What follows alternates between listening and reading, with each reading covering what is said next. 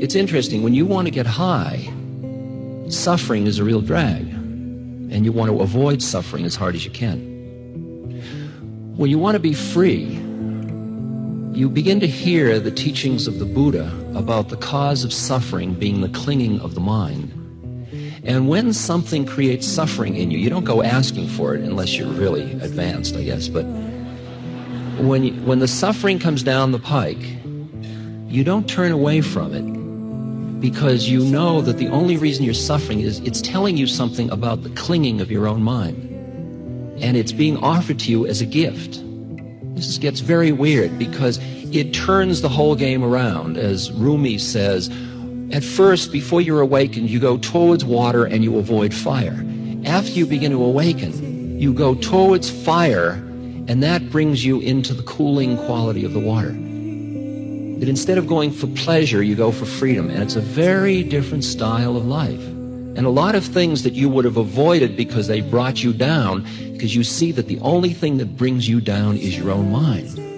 It's not the city. The city's just sitting itself. It's being essence city. What are you getting so upset about? It's your reaction to the city that's what's doing it to you. And so, the minute you identify with your awareness, then the things that get you uptight show you where your awareness has still sticky fingers. All of the spiritual practices that one does primarily are designed to help release you from the tyranny of your own analytic mind. Sometimes you use the mind to beat the mind. Sometimes you do it through devotion. Sometimes you do it through working with energies like breath and so on. And the minute you break the identification with your thought, it's as if you come into a quality of awareness that also, besides the quality that it has of presence and clarity about the universe around you, or in you, or you, there is also a quality that is very soft in it. I focus for that, or I see that as what's called in Chinese the sin-sin, H-S-I-N, sin-sin, the heart-mind. It's the intuitive heart. It's not the emotional heart. It is like the doorway into that other realm where you are not separate.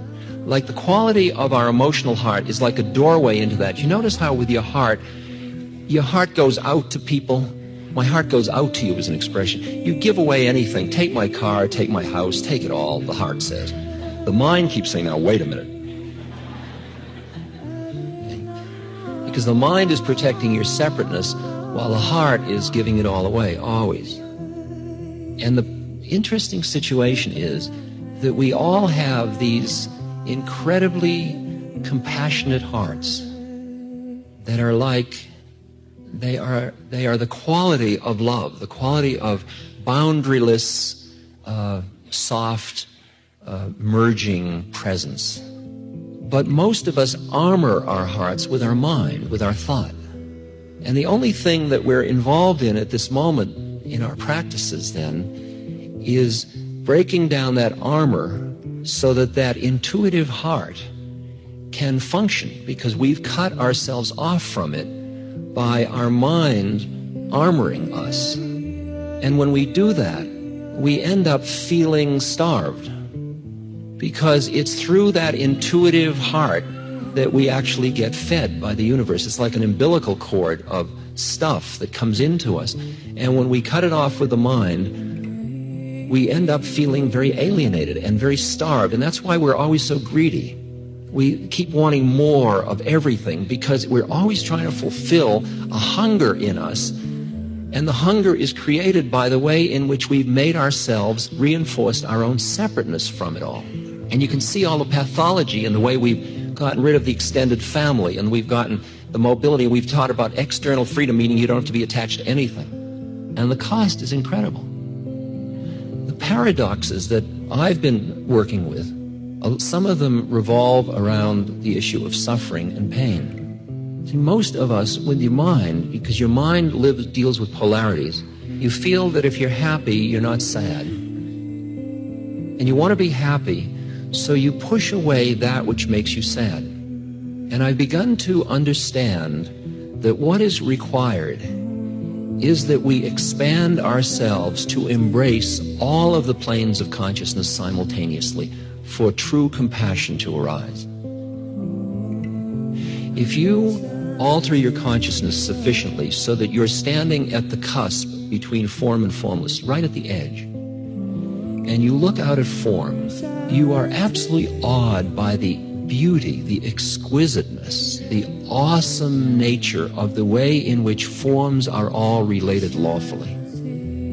Plato refers to that. He talks about seeing the law and praising God as the law.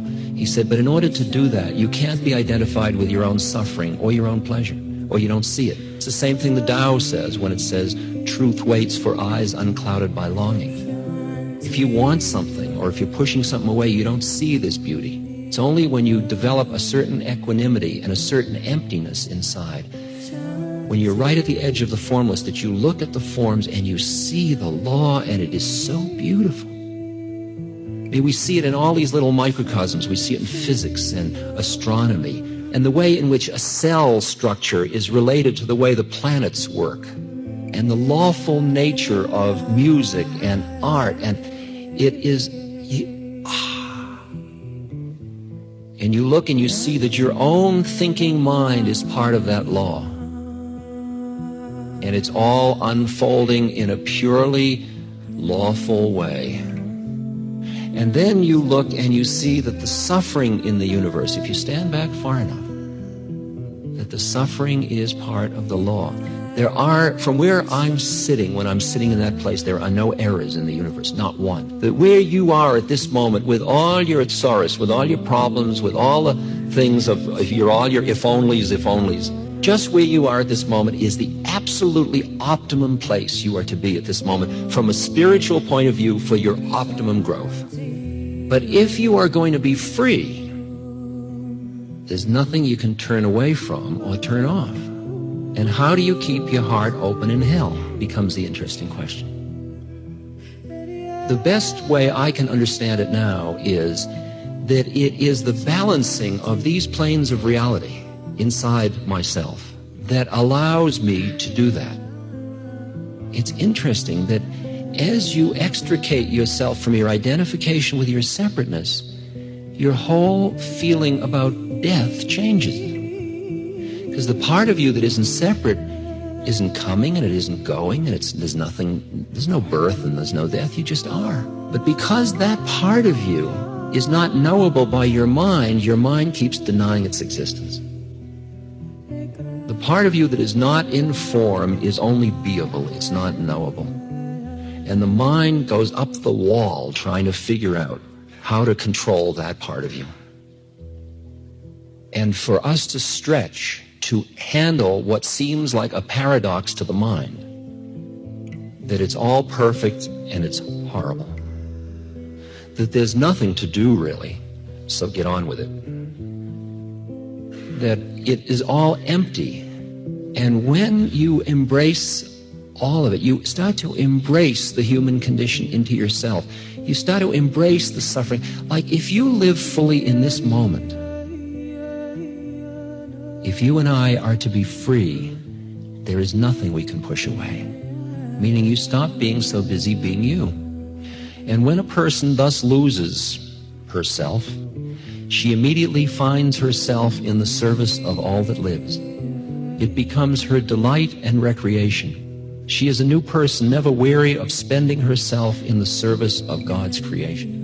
It's interesting that when you have extricated yourself from your own egocentric predicament, and when you have tasted the emptiness of all forms,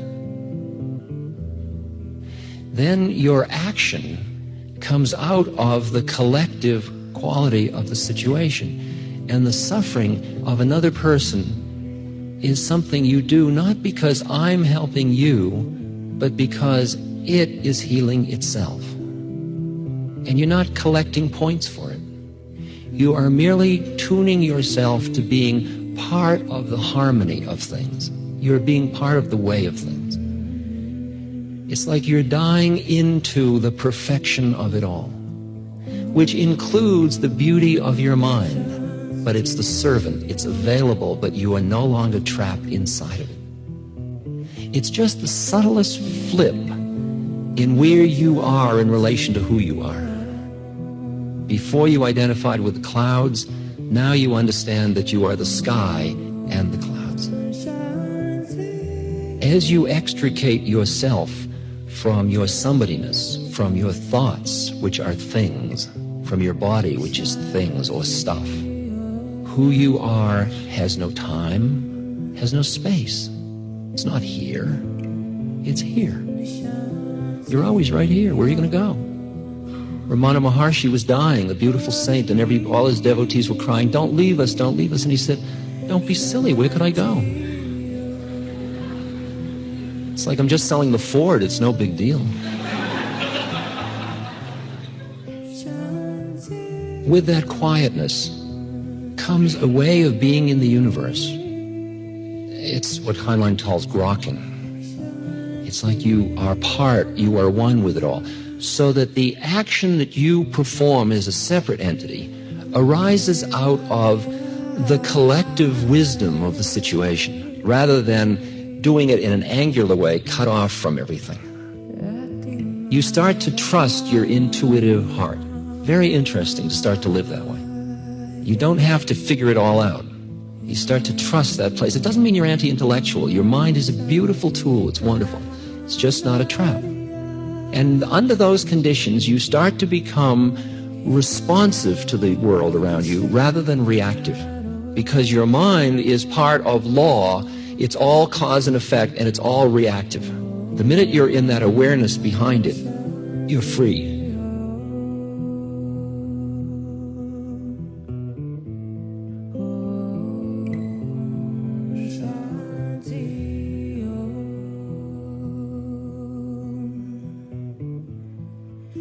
The minute you're in that awareness behind it, you're free.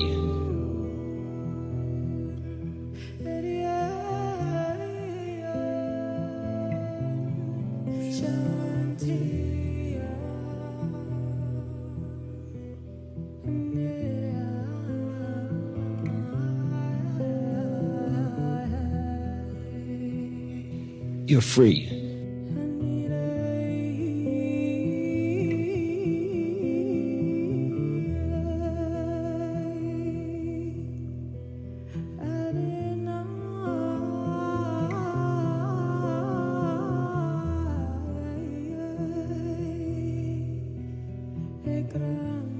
And you're not collecting points for it.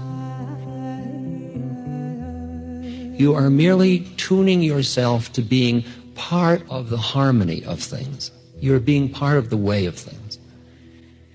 It's like you're dying into the perfection of it all, which includes the beauty of your mind, but it's the servant. It's available, but you are no longer trapped inside of it.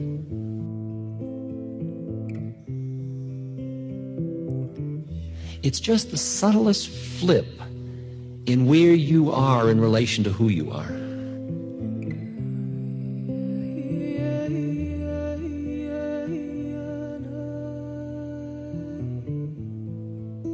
Before you identified with the clouds, now you understand that you are the sky and the clouds.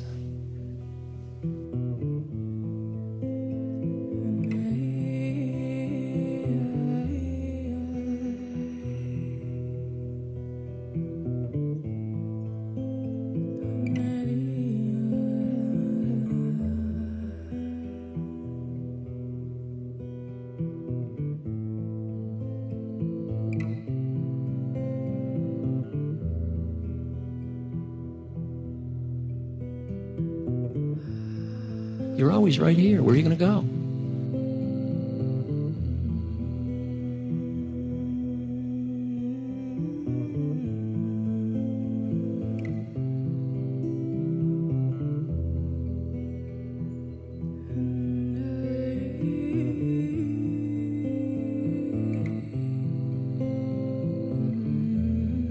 Now you understand that you are the sky and the clouds.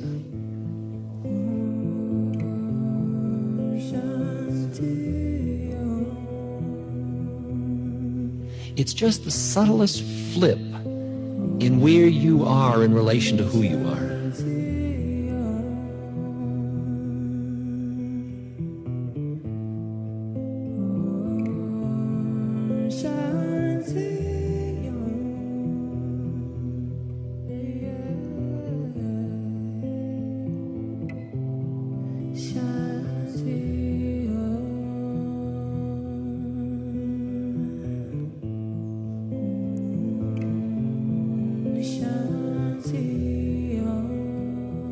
Just where you are at this moment is the absolutely optimum place you are to be at this moment from a spiritual point of view for your optimum growth.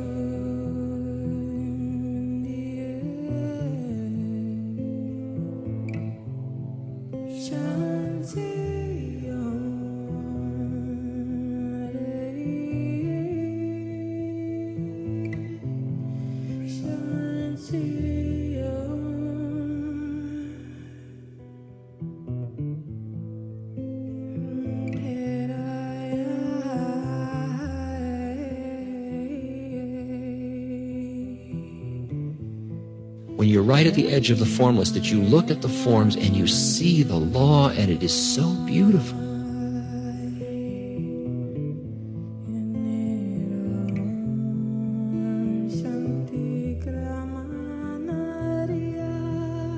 And you look and you see that your own thinking mind is part of that law.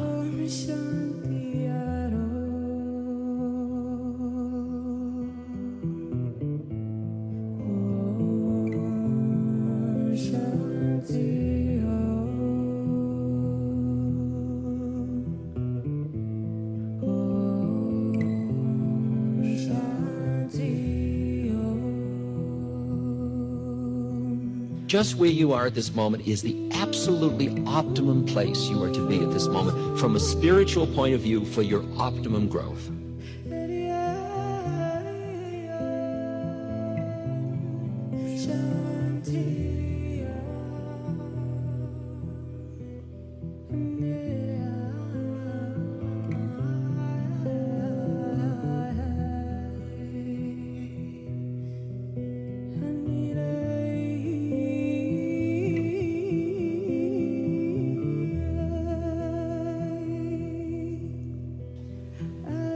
The part of you that is not in form is only beable, it's not knowable.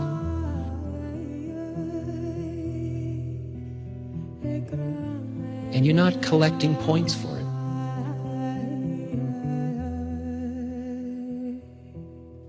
It's just the subtlest flip in where you are in relation to who you are. Before you identified with the clouds, now you understand that you are the sky and the clouds.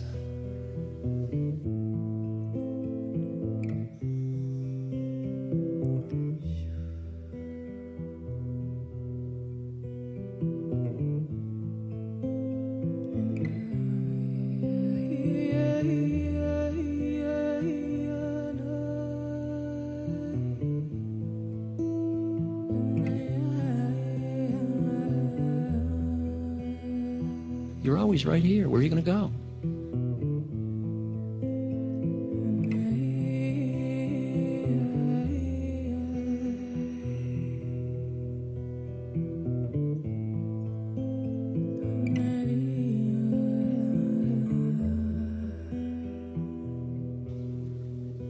The part of you that is not in form is only beable, it's not knowable.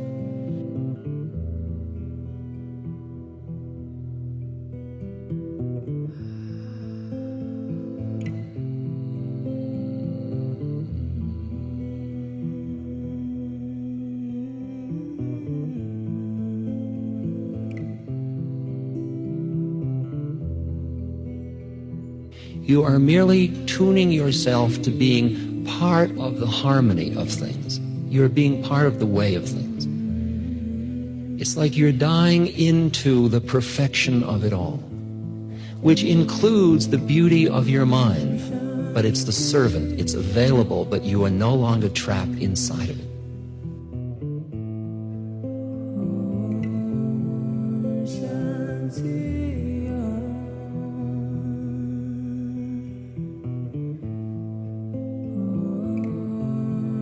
shine.